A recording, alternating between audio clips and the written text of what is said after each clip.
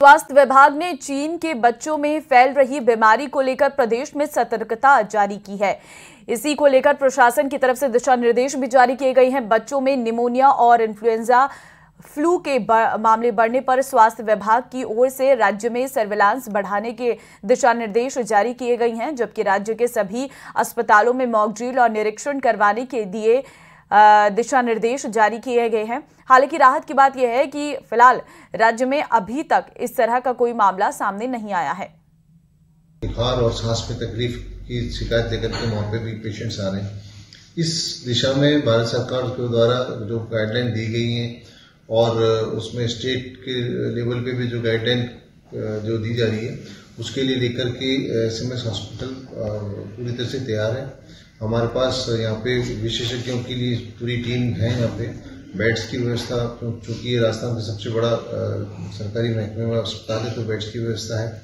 ICU और oxygen की पर्याप्त तो यहाँ पे अभी अवेलेबिलिटी है।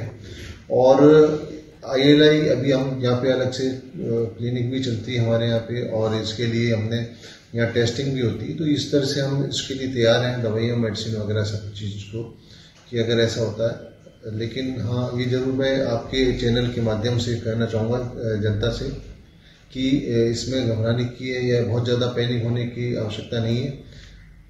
अपना बचाव करें, अपनों को बचाव करें। और अगर किसी को जुकाम, खांसी, बुखार हो रहा तो वैसे भी उसको चाहिए, ये जरूरी नहीं कि चाइना का ही कोई वायरस है, लेकिन उसको चाहिए कि वो अन्य व्यक्तियों से दूर रहे, जिससे कि इसके संक्रमण को रोका जा सके।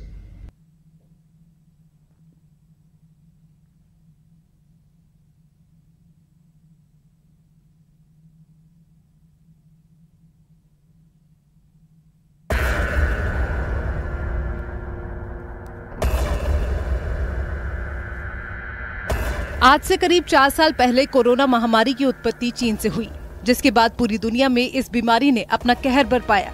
एक बार फिर चीन में एक रहस्यमयी बीमारी घर कर गई है। इससे सबसे ज्यादा बच्चे प्रभावित हो रहे हैं, जो ज्यादा चिंता बढ़ाने वाला है।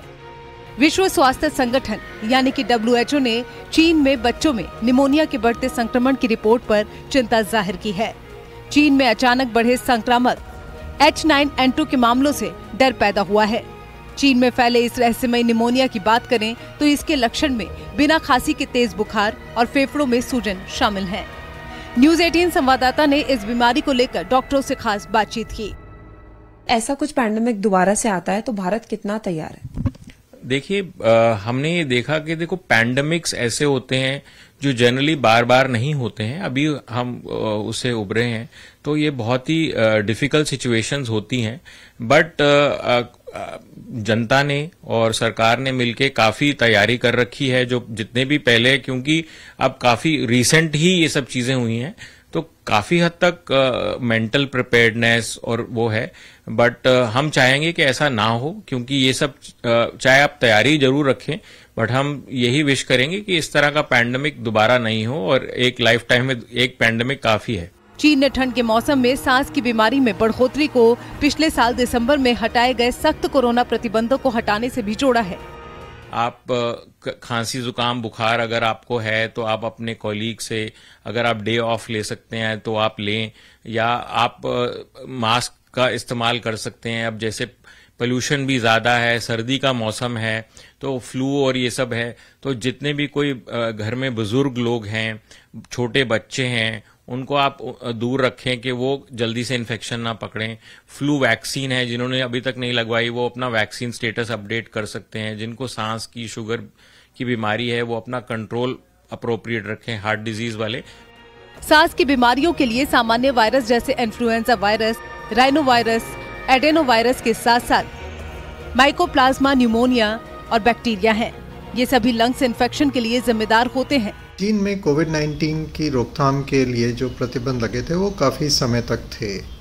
ऐसी स्थिति में कोविड के अलावा जो अन्य रेस्पिरेटरी इन्फेक्शन होते हैं, वायरल इन्फेक्शन होते हैं, उनके होने की संभावना भी कम हो जाती है। जब ये प्रतिबंध हटाए जाते हैं तो बच्चों में रेस्पिरेटरी इन्फेक्शन की संख्या अचानक बढ़ सकती है। विशेषतः ये सर्दी के मौसम में ज़्यादा होता है। इस तरह की स्थिति और भी देशों में पहले देखी गई है। चीन में बच्चों में H9N2 मामलों के बढ़ने से भारत सरकार अलर्ट मोड पर है। देश में कोविड के मरीजों के इलाज के लिए स्वास्थ्य केंद्रों में सभी सुविधाएं उपलब्ध कराई गई थीं। ये सुविधाएं कोई भी इस तरह के नए जोखिम का सामना करने के लिए सक्षम होंगी और इसके लिए स्वास्थ्य मंत्रालय ने भी दिशा निर्देश जारी किए हैं। ICMR भी कीटाणुओं के बारे में जानकारी इकट्ठा करने के लिए पूरी तरह से तैयार है। तो अगर ऐसी कोई स्थिति होती है तो हमें कोई घबराने की कोई बात नहीं है और हम इसका सामना कर पाएंगे। भारत में चीन की इस नई बीमारी की स्थिति पर नजर रखी जा रही है और साथ ही बचाव के लिए जरूरी कदम उठाए जा रहे हैं। दिल्ली से न्यूज़ 18 के लिए फराह खान की रिपोर्ट।